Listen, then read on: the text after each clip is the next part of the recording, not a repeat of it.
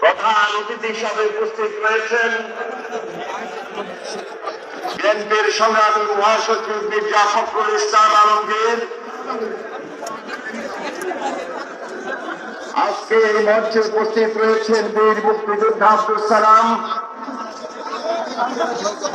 শ্রমিক নেতা সুমন বিশ্বাস,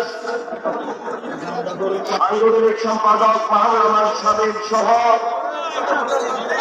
ঢাকা থেকে আগত কেন্দ্রীয় নেতৃবৃন্দ,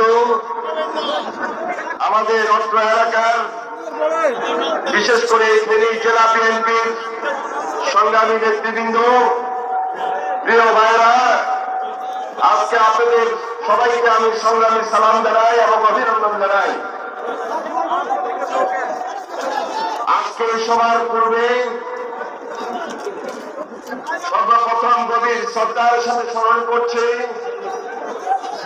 মহান স্বাধীনতার ঘোষক, যিনি এই দেশের স্বাধীনতার ঘোষণা দিয়েই শেষ করেননি। 15 বছরে থাকতো আমাদের প্রাণপ্রিয় দেশের নেত্রী বেগম খালেদা জিয়া যদি সুস্থ থাকতেন, আজকে তিনি আমাদের মাঝে প্রধান অতিথি হিসাবে আপনাদের সামনে এসে বক্তব্য রাখতেন।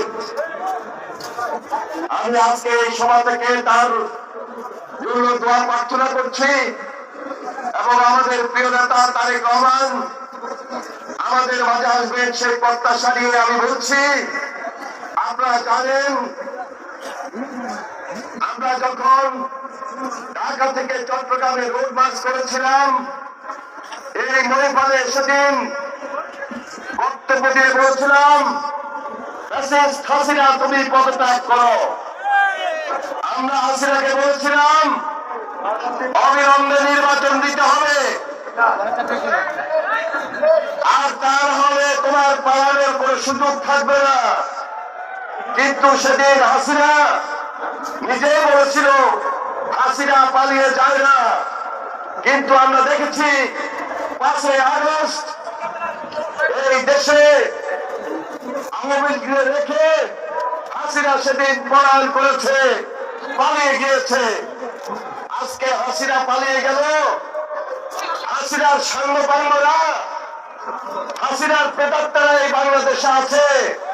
সুতরাং এখন থেকে আমাদেরকে আরো বেশি সজাগ এবং সতর্ক থাকতে হবে, কারণ 5ই আগস্টের পর এই জাতির প্রত্যাশা এই অন্তর্বর্তীকালীন সরকারের প্রতি যে অবিলম্বে একটা সুস্থ স্বাভাবিক নির্বাচনের মধ্য দিয়ে এই দেশের জনগণের সরকার প্রতিষ্ঠিত করা।